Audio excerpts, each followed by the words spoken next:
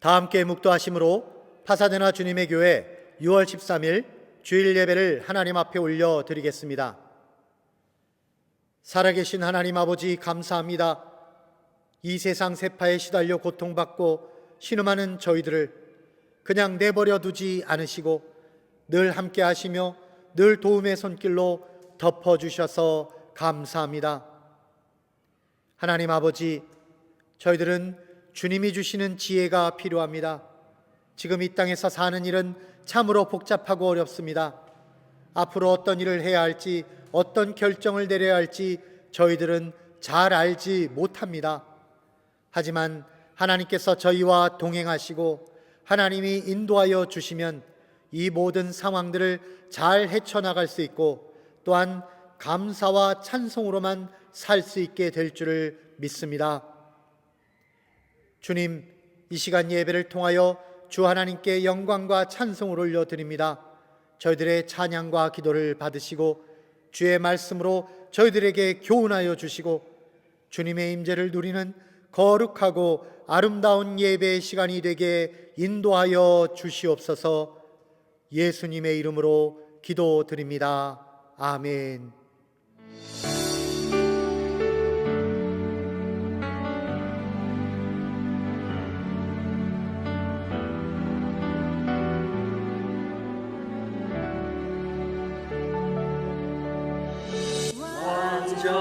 완전하신 나의 주, 그의 길로 날 인도하소서.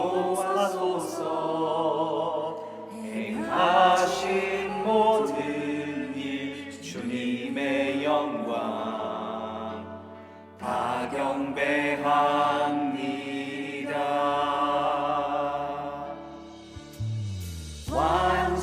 완전하신 나의 주, 그의 길로 날 인도하소서. 행하신 모든 일 주님의 영광 다 경배합니다. 예배합니다. 찬양합니다. 주님만 날 다스리소서. 예배합니다. 찬양합니다. 주님 홀로 높임 받으소서.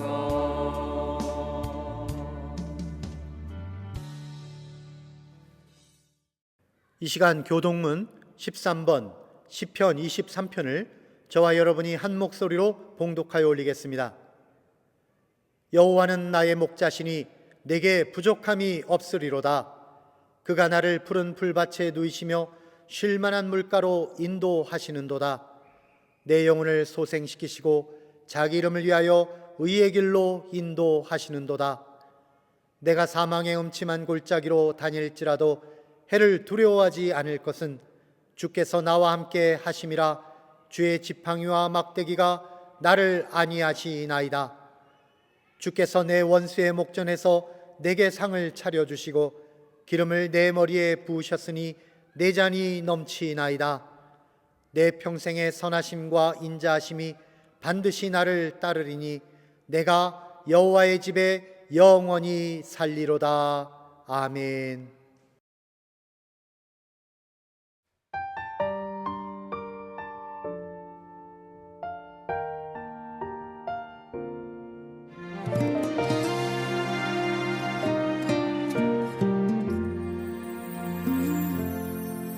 내가 걸어온 길 길고도 짧은 길 내 힘으로 걸어온 줄 알았는데 여기까지 온 것도 주가 동행함이라. 주님 나와 동행하심이라. 때론 험한 길에서 폭풍우를 만나고 때론 가시밭길에서 고난을 당하나 주님 동행하시니 나는 두려움 없네. 주님 나와 동행하심이라. 할렐루야 주 동행하시네. 할렐루야 주 동행하시네. 험한 골짜기도 나 두려움 없네. 주님 나와 동행하심이라.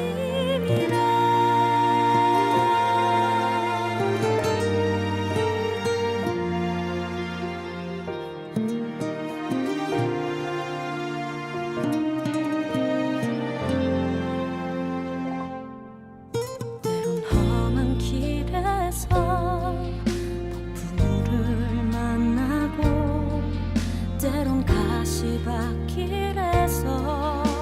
고난을 당하나 주님 동행하시니 나는 두려움 없네. 주님 나와 동행하심이라. 할렐루야 주 동행하시네. 할렐루야 주 동행하시네. 그 나라 갈 때까지 나를 붙드시네. 주님 나와 동행하심이라.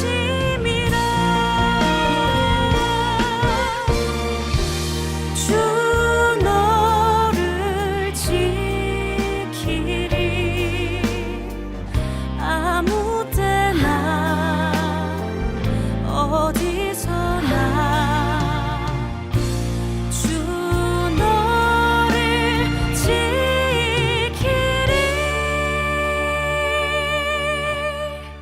늘 지켜주시리. 할렐루야 주 동행하시네. 할렐루야 주 동행하시네. 그 나라 갈 때까지 나를 붙드시네. 주님 나와 동행하심이라.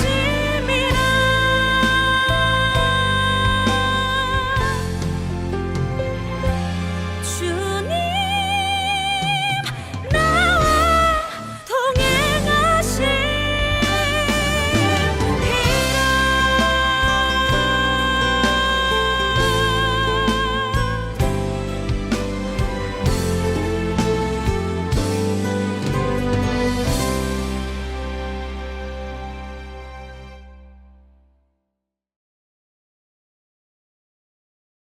사랑과 은혜가 충만하신 하나님 아버지, 지난 한 주간도 저희들 각 가정에서 각자 부여받은 주님의 일들을 하다가 오늘 주일 교회의 머리 대신 주님께 나와서 찬양과 예배를 주님께 올립니다. 일상생활에서 저희들이 주님의 사명을 감당하며 살았지만 알게 모르게 주님의 말씀대로 살지 못한 것들을 고백하오니 저희의 부족함과 연약함에 긍휼을 베푸시고 날마다 성령의 기름을 부어 주시옵소서. 주님의 교회 식구들 모두 매일 아침 주님의 말씀으로 시작하고 살고 있습니다. 말씀의 생활이 멈추지 않게 하시고 말씀 묵상을 통해 하나님과 가까워질 수 있는 길을 열어주시고 주님의 때를 알게 하시며 무엇보다 저희에게 각자의 은사를 주신 것을 깨닫게 하셔서 교회가 다시 리오픈하는 날 하나님 나라에 쓰임받는 일꾼 다 될 수 있도록 인도하여 주시옵소서. 말씀 전하시는 주의 종 서종학 담임 목사님의 영과 욕을 지켜주시고 그 가정에 차고 넘치는 복을 부어 주시옵소서. 오늘 드리는 예배의 시종을 맡기오며 살아계신 예수님의 이름으로 기도드립니다. 아멘. 오늘 주시는 하나님의 말씀은 출애굽기 25장 8절로 9절 그리고 22절 말씀입니다. 제목은 참 자유의 여정 9번째 시간으로 우리와 동행하시는 하나님, The Journey to True Freedom, God, Walking with Us 입니다. 8절로부터 함께 읽겠습니다. 내가 그들 중에 거할 성소를 그들이 나를 위하여 짓되 무릇 내가 네게 보이는 모양대로 장막을 짓고 기구들도 그 모양을 따라 지을지니라. 거기서 내가 너와 만나고 속죄소 위 곧 증거궤 위에 있는 두 그룹 사이에서 내가 이스라엘 자손을 위하여 네게 명령할 모든 일을 네게 이르리라. 아멘. 할렐루야. 사랑하는 성도 여러분, 반갑습니다. 오늘도 하나님 말씀 통해서 저와 여러분의 가정에 하나님의 은혜와 하나님의 능력이 함께 하시기를 주님의 이름으로 축원드립니다.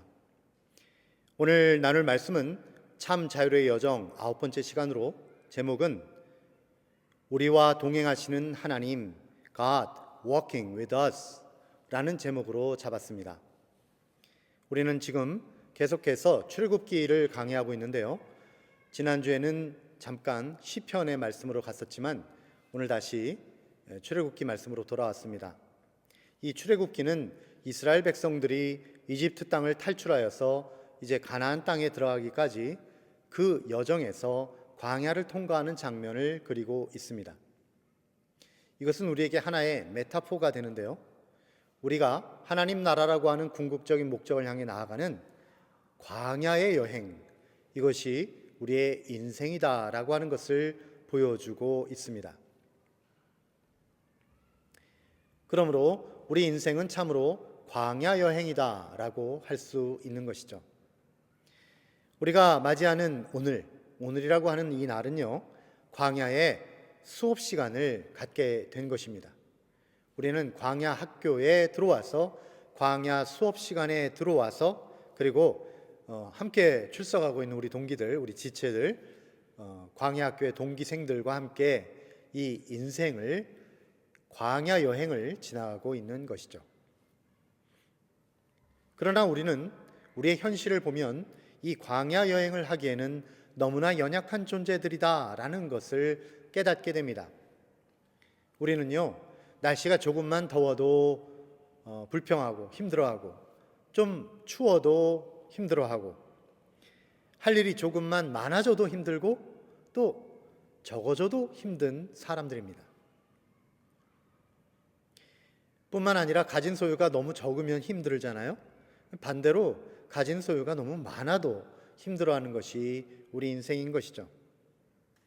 그래서 우리 인생길은 광야 학교에서 배우는 과정이다, 광야 여행을 하고 있는 중이다 라고 말할 수밖에 없는 것입니다. 하나님께서는 우리 인생이 쉽다라고 말씀하신 적이 한 번도 없습니다. 하나님은 우리들의 인생길에서 광야를 제거해 버리지 않으십니다. 다만 하나님께서는 그 광야의 인생길에서 우리와 함께 하시겠다고 약속의 말씀을 주신 것입니다.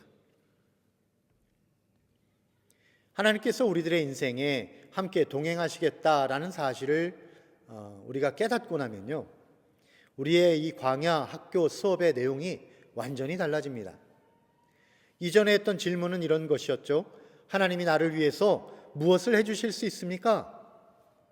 하나님이 나에게 뭘 해주실 수 있습니까? 라고 질문했다면 이제 하나님이 나와 동행하신다는 사실을 깨닫고 나면 우리의 질문은 수준이 쑥 올라가게 됩니다. 하나님은 내가 어떻게 되기를 바라시는가? 라고 하는 질문으로 발전하게 되는 것이죠. 사실 이 광야 인생길은요, 이 길을 가는 데 있어서 둘 중에 하나의 케이스에 들어가게 됩니다.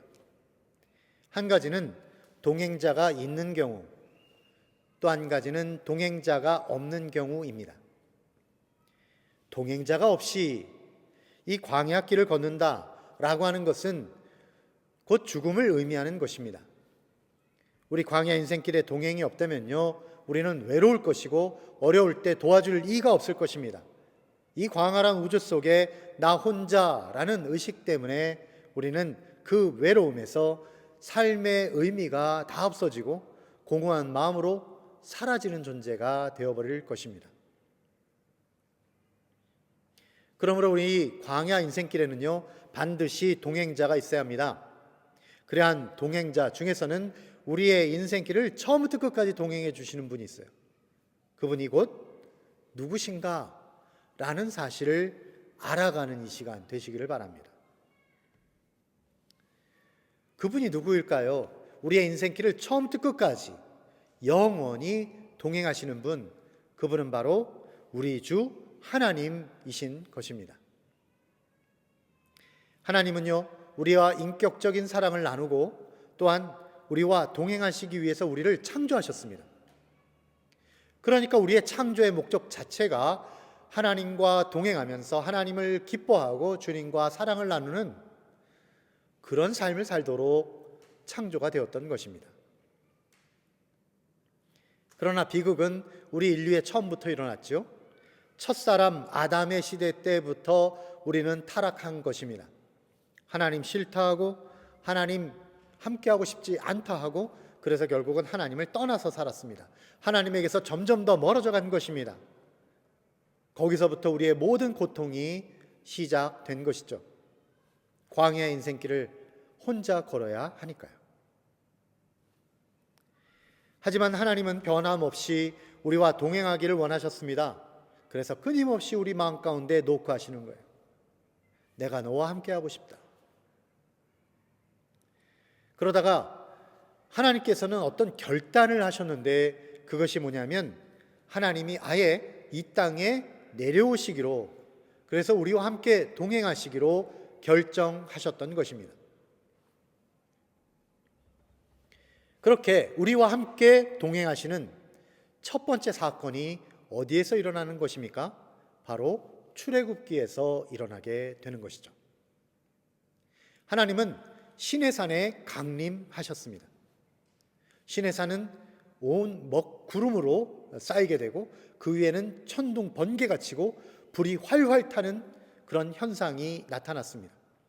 이것은 하나님의 임재가 일어났다는 것을 뜻하는 것이죠. 처음 하나님께서 이 시내산에 임하신 이유가 무엇입니까? 그것은 바로 아브라함에게 약속하신 대로 아브라함과 이삭과 야곱의 후손인 이스라엘 백성들과 내가 함께하겠다라고 하는 그 약속을 지키기 위해서 그렇게 오신 것이죠. 그러나 시내산은 움직이지 않습니다. 하나님께서는 거기 그렇게 계시고만 있을 수는 없었던 것입니다. 하나님은 우리와 동행하신다고 말씀하셨기 때문에 이스라엘 백성들과 함께 하시기 위하여 하나님이 이사를 하셨습니다. 그 이사를 한 장소가 어디입니까? 그곳이 바로 성막이었던 것입니다. 성막은 하나님의 지시하심을 따라 백성들이 만든 하나의 텐트입니다. 이 성막은요, 백성들이 가는 곳마다 그들의 진영 가운데에 설치하게 되어 있습니다. 그러므로 하나님께서는 이 성막에 거하심으로 백성들이 가는 곳마다 항상 동행하시게 된 것입니다. 이 성막이라고 하는 것은 하나님과 사람이 만나는 장소입니다. 하나님은 성막을 설계하셨고 하나님의 사람들은 너도나도 헌신하여서 그 설계도대로 장막을 지었습니다. 그리하여 하나님과 사람 사이에 최초로 교통이 일어나는 그런 함께 거하는 장소가 만들어지게 되었는데요. 이것을 쉽게 표현하자면 신랑 되신 하나님이 신부된 이스라엘과 신혼집을 지금 차렸다라고 할 수 있는 것입니다. 그 신혼집이 바로 성막이었던 것이죠. 그런 의미에서 이 출애굽기 25장, 이것은 대단히 중요한 그런 부분이 되는데요. 하나님과 이스라엘 백성들 사이의 신혼집인 이 성막, 이 성막이 어떻게 지어지게 되었는가, 그리고 그 안에는 무엇이 있는가 하는 것이 구체적으로 묘사되어 있기 때문입니다. 우리는 이 시간 하나님과 사람 사이에 신혼집으로 차려진 이 성막이 어떤 모습을 가지고 있는지 성막을 구조를 간단하게 살펴보도록 하겠습니다. 성막은 그 당시에 이동하는 집, 곧 텐트였습니다.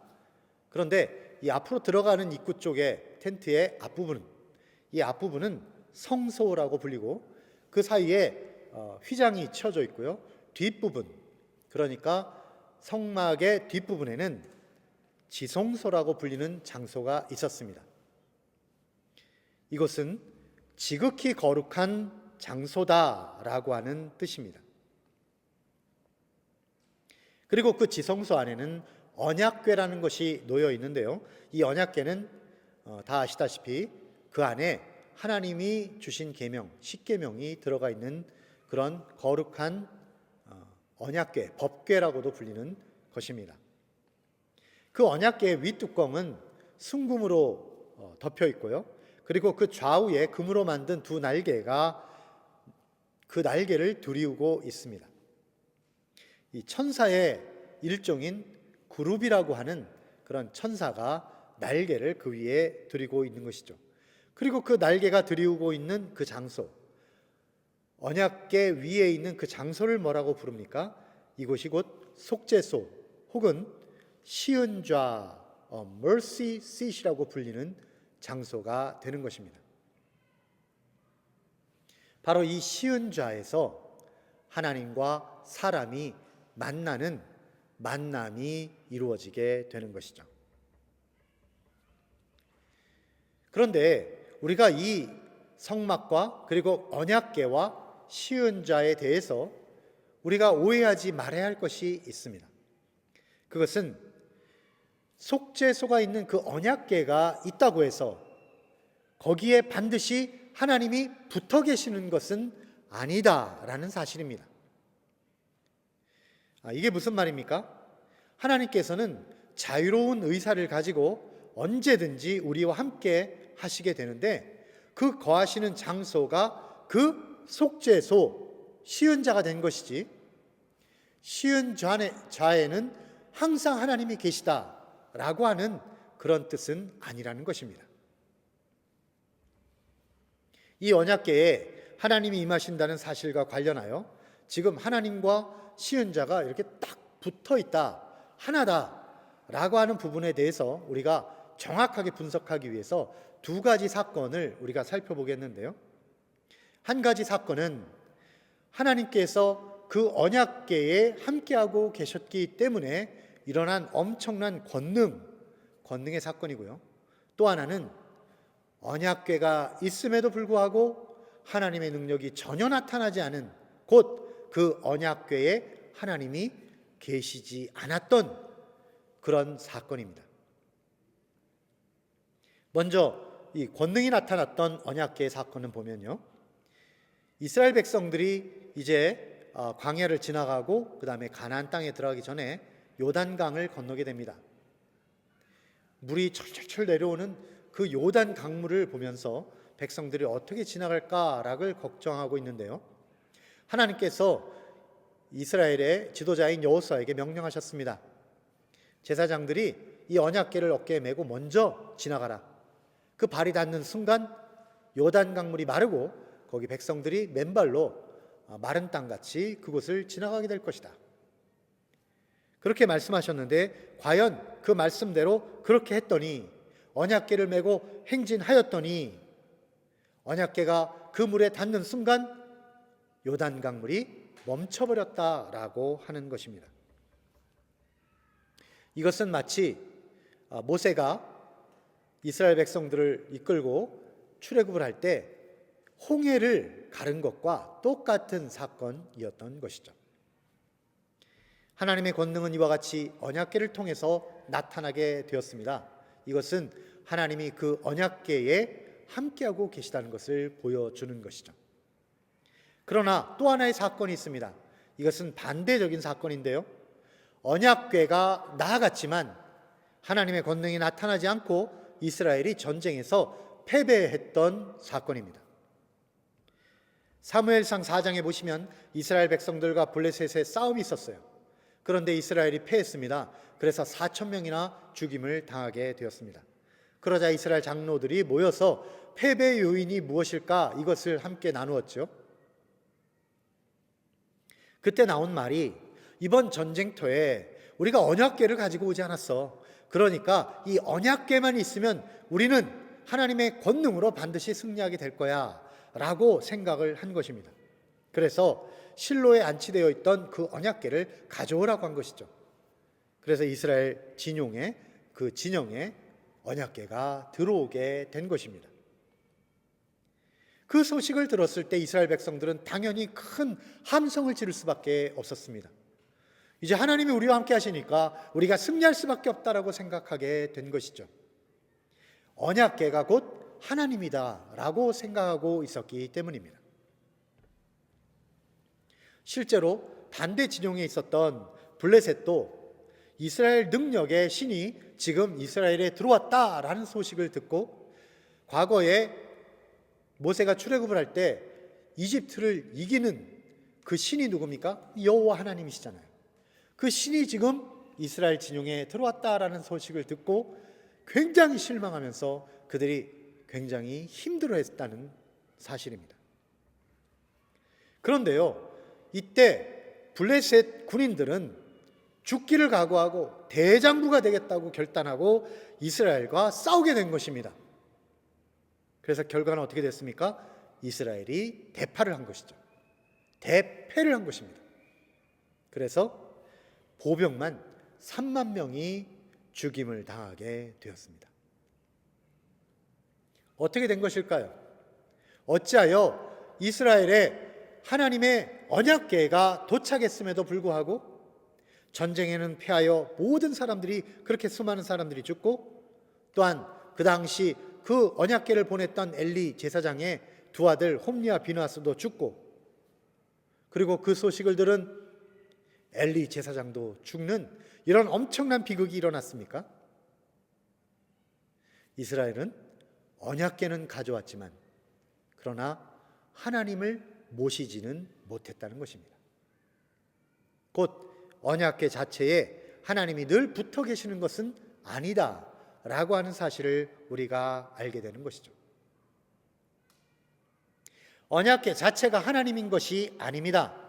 언약궤는 다만 하나님께서 임하시는 하나의 장소, 하나님이 앉으시는 의자였던 것이죠. 하나님께서 그 백성들과 너무나 동행하고 싶으셔서 하나님의 백성들과 함께 하시기 위해서 그 언약궤 위에 속죄소, 시은자라고 하는 자리에 하나님께서 임하셨던 것입니다. 그리고 이 언약궤는요, 지금 지구상에 어디에 있는지 아무도 알지 못합니다. 아마도 그 언약궤는 파괴되어 없어졌을 것입니다. 하나님은 그 언약궤를 통해서 이제 더 이상 우리와 동행하시는 것이 아닙니다. 그렇다면 하나님께서는 우리와 동행하시기 위하여 영원히 동행하시기 위하여 어떤 조치를 취하셨을까요?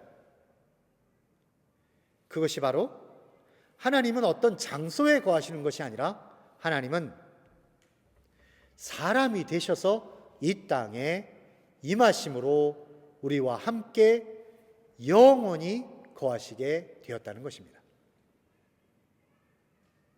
그래서 예수님이 탄생하실 때 천군 천사들이 와서 예수님의 탄생 소식을 알리면서 공포한 사실이 있습니다. 그것은 바로 우리와 함께 하시는 하나님, 임마누엘의 하나님에 관하여 이야기를 한 것이죠. 임마누엘의 하나님, 이것은 무슨 뜻입니까? 우리와 항상 함께 하시는 하나님이라는 뜻입니다. 그분이 바로 우리 주 예수 그리스도이신 것이죠. 하나님이 우리와 항상 함께 하시고 동행하시게 된 것입니다. 그리고 그러한 하나님의 임재가 우리 모든 사람들에게 시간과 공간을 초월하여 함께 하시게 되었는데, 예수님께서 십자가에서 죽으시고 부활하신 뒤에 하늘로 승천하신 뒤에 우리들에게 영으로 임하시면서 하나님의 영, 예수의 영이신 성령이 우리와 영원히 함께 동행하시게 된 것입니다. 그렇게 해서 삼위일체 하나님의 역사로 성자 예수님을 믿음으로 성령 하나님의 내주하심으로 우리는 하나님 아버지와 늘 동행하여 살 수 있게 된 것입니다. 그럼 이제 우리와 동행하시는 하나님과 우리가 영원히 함께 걷게 되었는데요. 그렇다면 우리들은 아무것도 하는 일이 없습니까? 우리들은 우리와 동행하시는 하나님과 함께 걸어갈 때에 우리가 무엇을 해야 하겠습니까? 우리 인생 광야의 여정에서 주님과 함께 동행하는 데 있어서 반드시 지켜야 할 규칙이 있다고 주님은 우리에게 말씀하십니다. 그것이 바로 오늘 본문에 나오는 말씀인데요. 두 가지만 살펴보겠습니다. 첫 번째는 하나님이 걸어가시는 그 방향과 보폭에 맞추어야 한다라고 하는 것입니다. 이것은 쉽게 다른 말로 하면 순종하라는 뜻이죠. 하나님과 동행한다는 말이 무슨 뜻입니까? 동행이라고 하는 것은 둘이 함께 걷는다는 것입니다. 동행이라고 하는 것은 히브리어로 할라크, 영어로는 walk with라고 하는 것입니다. 동행은 함께 걷는다는 말인데 이것은 다른 말로 하면 삶의 방식을 따라간다라고 하는 것입니다. 두 사람이 함께 나란히 걷기 위해서는요, 서로가 서로에게 맞춰줘야 된다는 것이죠.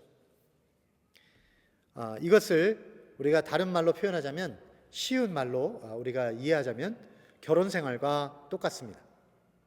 사람이 결혼을 하고 한 집에 같이 살게 되면요, 부부가 뜻이 일치해 가야 합니다. 그래야지 동행하는 과정에서 어려움을 겪지 않습니다. 그런데 우리는 본성적으로 어떻게 합니까? 이기적이잖아요. 그래서 내 마음과 내 뜻대로 가기를 원하게 되는 것입니다. 그러다 보니까 다른 사람과 뜻을 맞춘다? 아내는 남편에게, 남편은 아내에게 이렇게 서로 뜻을 맞춰간다? 이것이 얼마나 어려운 일인지 모르는 것입니다. 결혼 생활이 힘든 이유가 그것이죠. 결혼 생활에 있어서 가장 먼저 노력을 해야 되는 것, 그것은 바로 뭐냐면요, 상대방이 가는 방향에 그리고 그 보폭에 내 발을 맞춰야 한다라고 하는 것입니다. 그렇다면 우리는요, 하나님과 우리들 사이에서 이제 누군가는 서로가 서로에게 방향과 보폭을 맞춰야 하는데, 그렇다면 누구 쪽에 맞추는 것이 좋을까요? 오늘 말씀은 8절과 9절에서 이렇게 말씀하고 있습니다. 내가 그들 중에 거할 성소를 그들이 나를 위하여 짓되 무릇 내가 네게 보이는 모양대로 장막을 짓고 기구들도 그 모양을 따라 지을지니라. 네, 하나님께서 우리와 함께 동행하시게 되는 이 신혼방 성소를 지으실 때요, 어떻게 지으셨냐면 우리 마음대로 지으라고 하신 것이 아니라 하나님이 보여주신 모양 그대로 지으라고 하신 것입니다. 이것은 하나님의 방향과 보폭에 우리들이 맞추라고 하시는 것이죠. 이게 무슨 말입니까? 하나님께서는 우리들에게 계속해서 맞춰 주셨어요. 계속 맞춰 가려고 하셨습니다. 그런데 우리가 하나님께 맞추지 않기 때문에 하나님께서는 우리들에게 하나님께 맞추라 라고 말씀하시는 것입니다. 그리고 하나님께 맞추어, 방향을 맞추어, 보폭을 맞추어 가야만 우리가 영원한 생명을 누릴 수 있기 때문입니다. 예를 들어서 만일 우리가 우리 마음대로 하나님과 동행하면서 하나님 보고 우리 보고 맞추라고, 하나님의 가시는 방향, 하나님의 가시는 보폭을 나한테 맞추세요, 우리한테 맞추세요 라고 말한다면 우리의 삶이 어떻게 되겠습니까? 그것은 마치 가족들이 어디 야외로 피크닉을 가는데요, 그 가면서 어린아이에게 운전대를 맡기는 것과 똑같게 되는 것입니다. 어린아이가 그 운전대를 잡게 되면 그 가는 방향과 속도와 그리고 안전이 어떻게 되겠습니까? 우리는요, 앞으로 우리 인생에서 일어날 일이 어떻게 될지 아무도 알지 못합니다. 그리고 우리는 어떤 문제가 발생했을 때 이것을 어떻게 현명하게, 지혜롭게, 바르게 해결해 나갈지 그 해결책도 알지 못합니다. 그러면서 우리 인생의 방향을, 광야 인생길을 나아가는 데 있어서 그 모든 방향과 보폭을 내 뜻대로 하겠다고, 내 맘대로 하겠다고 하나님이 나에게 맞추라고 한다면 우리는 결국 멸망의 길로 갈 수밖에 없는 것 아니겠습니까? 그러므로 하나님께서는 내가 너에게 지시한 그 모양대로, 내가 너에게 지시한 그 계명대로 따라오기를 바란다 라고 말씀하셨던 것이죠. 그렇다면 우리는 어떻게 하는 것이 하나님의 방향과 보폭에 맞추는 것일까요? 어떻게 사는 것이 바르고 하나님께 순종하며 살아가는 것일까요?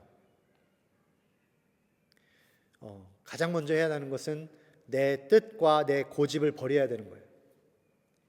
내가 생각하고 있는 것, 그것이 어느 정도는 옳을 수 있지만 근본적으로 보면 잘못될 때도 많습니다. 그러므로 이것을, 내 뜻과 내 고집을 버리는 과정이 필요합니다. 그리고 하나님 말씀에 순종하여 따라가는 것입니다. 하나님 말씀에 어떻게 순종하여 갑니까? 날마다 하나님 말씀을 묵상하고 그 말씀을 따라서 내 뜻을 하나님 뜻에 맞추어 가는 것이죠. 예수님께서도 이러한 일에 우리에게 본이 되어 주셨는데요, 예수님이 육신을 입고 이 땅에 오셔서 십자가를 지실 때 하나님과 동행한다는 것이 무엇인지, 하나님께 그 뜻을 맞춘다는 것이 무엇인지를 이렇게 보여주셨습니다. 마태복음 26장 39절입니다. 조금 나아가서 얼굴을 땅에 대시고 엎드려 기도하여 이르시되 내 아버지여, 만일 할만하시거든 이 잔을 내게서 지나가게 하옵소서. 그러나 나의 원대로 마시옵고 아버지의 원대로 하옵소서. 예수님께서 십자가를 지시기 전에 이제 이 십자가를 두고 하나님 앞에 간절히 기도할 때 인간적인 심정으로는 하나님 앞에서 이 십자가의 고통이 너무나 큰 것을 알기 때문에 하나님과 나누어져야 되는 그 극심의 영원의 형벌을 받아야 됨을 아시기 때문에 이것을 피하고 싶은 마음이 있었어요. 그러나 하나님은, 예수님은 어떻게 말씀하셨습니까? 나의 원대로 마시옵고 아버지의 원대로 하시옵소서. Not as I will, but as you will. 내 뜻도 있지만 그러나 아버지의 뜻이 옳은 줄로 믿습니다. 그러므로 아버지의 뜻대로 가기를 원합니다. 우리는 매일같이 말씀을 묵상하시면서 이렇게 예수님이 하신 모습처럼 항상 아버지의 뜻을 묻고 그 뜻에 따르고 행동하며 그 뜻에 따라서 살아가는 것, 이것이 가장 바르고 온전하고 안전하게 하나님과 동행하여 가는 길인 줄로 믿습니다. 사랑하는 여러분, 주님과 동행하여 살아가는 것이 가장 기쁘고 행복한 삶입니다. 자신의 주장과 고집 버리시고요, 오직 하나님의 뜻에 순종함으로써 주님과 아름다운 동행의 삶을 사는 저와 여러분 되시기를 주님의 이름으로 축원드립니다. 아멘. 이제 두 번째 우리가 지켜야 될 규칙, 그것은요, 예수님의 십자가의 희생을 믿으라, 마음에 받아들이라 하는 것입니다. 이것은 믿음에 관한 것이죠. 22절 말씀을 보겠습니다. 거기서 내가 너와 만나고 속죄소 위 곧 증거궤에 있는 두 그룹 사이에서 내가 이스라엘 자손을 위하여 내게 명령할 모든 일을 내게 이르리라. 아멘. 이 말씀에 보시면 이 속죄소 위 곧 증거궤 위에 있는 두 그룹 사이에 시온자가 있다라고 말씀이 나옵니다. 그런데 이 시온자라고 하는 자리, 이것이 어떤 것인지 이미 설명을 드렸죠. 이것은 바로 하나님이 우리와 만나 주시는 장소입니다. 그런데 이 시온자에는 아주 중요한 특징이 있습니다. 그것이 무엇입니까? 우리 인간은요, 하나님께 직접 나아갈 수가 없습니다. 하나님은 우리를 만나고 싶어 하시지만 우리가 하나님을 만날 수 없는 존재였던 것이죠. 우리의 죄가, 우리의 탐욕이 하나님과 멀어지게 하였을 뿐만 아니라 하나님의 본성과 달라지게 함으로써 이것 때문에 하나님을 우리가 직접 만나게 되면 우리는 그 자리에서 죽임을 당하게 되는 그런 비극에 처하게 되는 것입니다. 그래서 하나님께서는 우리를 너무나 만나고 싶어 하시지만 그러나 죄와 교만의 길로 갔던 우리를 만날 수 없으셔서 이 시온자를 특별한 장소로 만들어 주셨던 것입니다. 어떻게 특별하게 만드셨을까요? 이스라엘에서는 1년에 한 번 대제사장이 이 시온자 앞에까지 나와서 희생의 제물을 잡아서 그 피를 그 위에 뿌렸던 것입니다. 모든 죄는 죽음으로써 갚아야 하는 것이기에 그 희생의 짐승의 피로써 우리의 죄를 씻는 과정을 보여주셨던 것입니다. 그리하여서 우리는 인간의 죄를 잠시 해결하고 하나님 앞에 만날 수 있는 만남의 시간을 가질 수 있게 되었던 것이죠. 이것도 하나의 메타포가 되는데요. 우리는 바로 이 장면에서 우리들에게 복음의 소리가 들려오는 것을 알게 됩니다. 우리는 하나님을 너무나 만나고 싶고 하나님께서는 우리를 만나시기 위해서 특별한 조치를 취하셨습니다.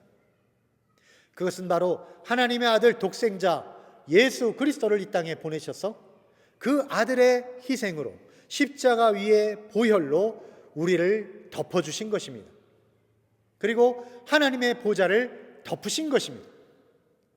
그래서 하나님과 우리 사이에는 더 이상 죄가 보이지 않고 그 죄의 모든 문제가 다 도말하여 깨끗이 사라지고 하나님과 우리가 비로소 사랑으로 감격으로 다시 만날 수 있게 되는 역사가 이루어지게 된 것입니다. 그러므로 예수의 피를 온몸에 흠뻑 받은 우리들, 예수 그리스도의 이름을 분명히 믿고 확신하는 우리들에게는 하나님의 보좌 앞에 담대히 나아갈 수 있는 권리가 생기게 된 것이죠. 히브리서 4장 16절은 이렇게 선포합니다. 그러므로 우리는 긍휼하심을 받고 때를 따라 돕는 은혜를 얻기 위하여 은혜의 보좌 앞에 담대히 나아갈 것이니라. 아멘. 그렇습니다. 우리는 하나님의 보좌 앞에 담대히 나아갈 수 있는 권리가 있는 사람들입니다. 예수 안에 거하는 모든 사람들은 하나님의 자녀가 되었으며 하나님 앞에 이렇게 떳떳하게 그리고 감격적으로 나아갈 수 있게 되는 것이죠. 그렇게 할 때에 우리 마음속에 있는 소원과 우리 마음속에 있는 간절한 간구 곧 하나님의 은혜를 구하기 위하여 주님과 날마다 만나고 날마다 동행하고 주님의 그 발걸음을 따라갈 수 있게 되는 것이죠. 사랑하는 여러분, 하나님께서는 우리들을 끝까지 사랑하셨습니다. 그래서 자꾸만 떠나가고 자꾸만 멀어지는 우리들을 향해서 끝까지 쫓아오신 거예요. 그리고 죄 가운데 죽어가는 우리들을 그냥 내버려 두지 않으시고 하나님의 독생자 아들을 내어주시기까지 하며 우리를 거룩하고 깨끗하게 만들어 우리와 다시 하나가 되고 아름다운 인생을 걷게 인도하신 것입니다. 하나님의 소망, 이것은 우리 하나님의 자녀들과 동행하며 하나님의 나라가 이루어지기를 원하시는 것이죠. 그러므로 우리는 이제 더 이상 인간의 욕망의 죄와 그리고 우리의 모든 탐욕들을 다 버리고 오직 우리 곁에 날마다 다가오시는 주님과 동행하며 그 음성에 귀를 기울이고 그 뜻을 따라서 순종하면서 나아가는 인생 여정을 살아야 할 것입니다. 이와 같이 우리를 끝까지 사랑하시는 하나님을 의지하고 하나님의 방향과 보폭을 따라서 순종하여 가며 그 아들 예수 그리스도의 희생의 보혈을 믿고 담대하게 매일매일을 은혜 앞에, 은혜의 보좌 앞에 전진하여 나아가는 저와 여러분 다 되시기를 우리 주님의 이름으로 축원드립니다. 용기를 내십시오. 여러분은 결코 혼자가 아닙니다. 기도하겠습니다. 살아계신 하나님 아버지, 감사합니다. 어리석음과 죄 가운데 살아가던 저희들이라도 끝까지 포기하지 않으시고 저희들을 향해서 끊임없이 사랑의 손길을 내려주시니 감사합니다. 저희들을 너무나 사랑하셔서 항상 동행하기를 원하시고 그리스도의 보혈로 저희를 깨끗하게 하셨으니 저희들의 정성과 사랑을 다해 주님과의 아름다운 동행의 여정을 잘 달려갈 수 있도록 도와주시고 항상 기쁨과 즐거움의 인생길이 되도록 인도하여 주시옵소서. 우리 주 하나님께 모든 영광과 찬송 올리며 예수님의 이름으로 기도드립니다. 아멘.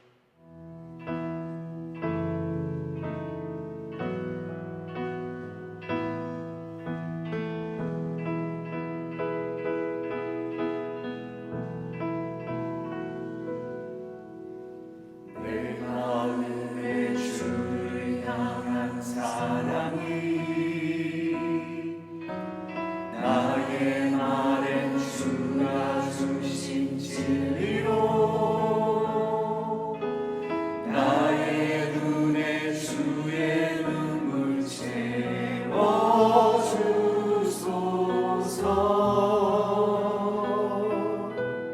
내 입술에 찬양의 향기가 내 입술에 찬양의 향기가 두 손에 든 주를 닮은 손길이 나의 삶의 주의 흔적 남게 하소서.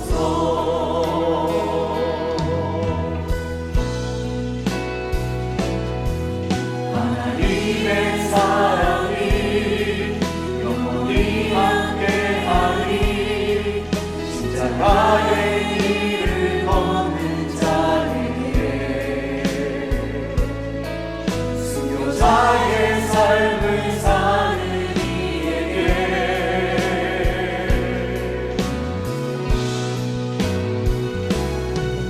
수많은 소리와 세상 유혹 속에도 주의 순결한 신부가 되리라.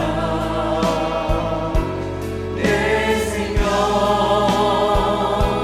주님께 드리리.